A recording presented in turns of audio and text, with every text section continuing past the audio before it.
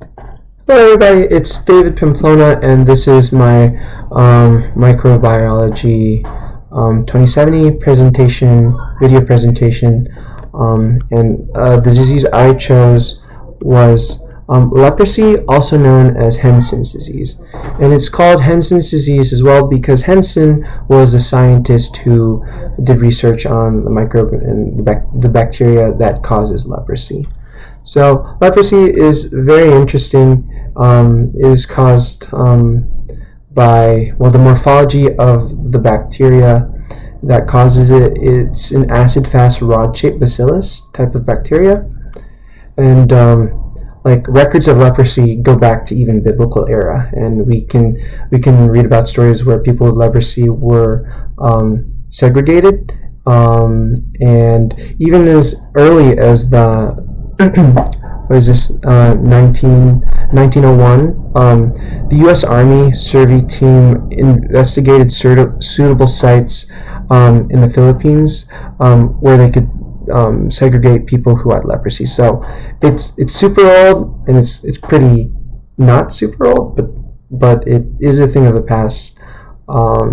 So it's caused by this microbacterium, which, if you go back, microbacteriums have like a waxy covering.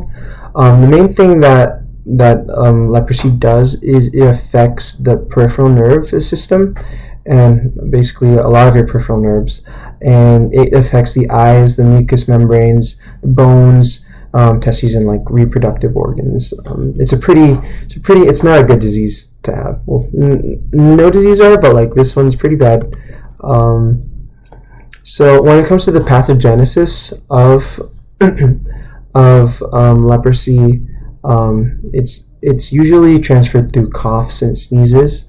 So it usually transfers from the droplets that are left over from coughing and sneezing and stuff like that.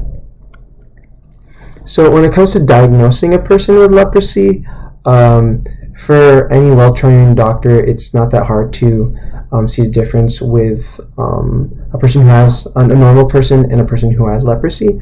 But in some cases, like, you will have to get like a biopsy and tissue sample. But it's pretty obvious when you see a person with leprosy. It's not too hard to diagnose. So when it comes to the signs and symptoms, there's a like a whole like plethora of them. There's a lot of things that go on with leprosy. So you can see discolored patches of the skin, usually flat. They may be numb and they look faded. There are growths on the skin, thick or stiff dry skin, and since it affects the peripheral nervous system, it's like painless ulcers on the soles of the feet occur as well, painless swelling or lumps on the face or earlobes. You'll even see loss of eyebrows and eyelashes with leprosy, numbness of the affected areas of the skin, muscle weakness that actually can even lead to paralysis in cases with leprosy. Then there's also enlarged nerves. So you can also see like that picture of the neck that I have there. That is an enlarged nerve that is caused by leprosy.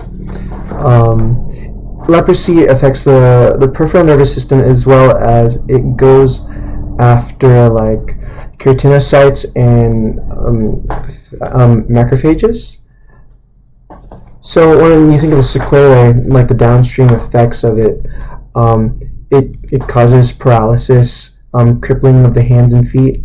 It causes this weird shortening of the fingers and toes, and this is known as reabsorption. So for me, when I first saw pictures of leprosy, or when I was back in the Philippines and my parents would be watching like news and for some reason there would be news of leprosy colonies in the Philippines, I'd be terrified because I thought leprosy was eating like your fingers and your nose, but it's due because like the lack of sensitivity in those areas leads to infection, and basically they become like nubs.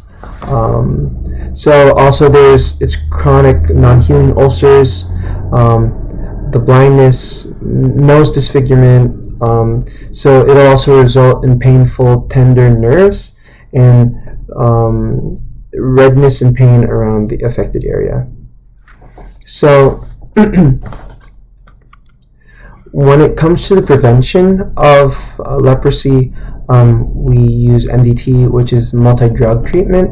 So the two main ones that made a big difference were dapsone and rifampicin, and they came about in the 1940s, and that's when we saw like a huge decline in leprosy. But it is still quite prevalent in some like third world nations, and but for us here in the U.S., it's like almost like we only hear about it in the Bible, and if it's like from somewhere far away in a third world nation. So it causes these skin lesions with leprosy and definite sensory loss, and thickened nerves.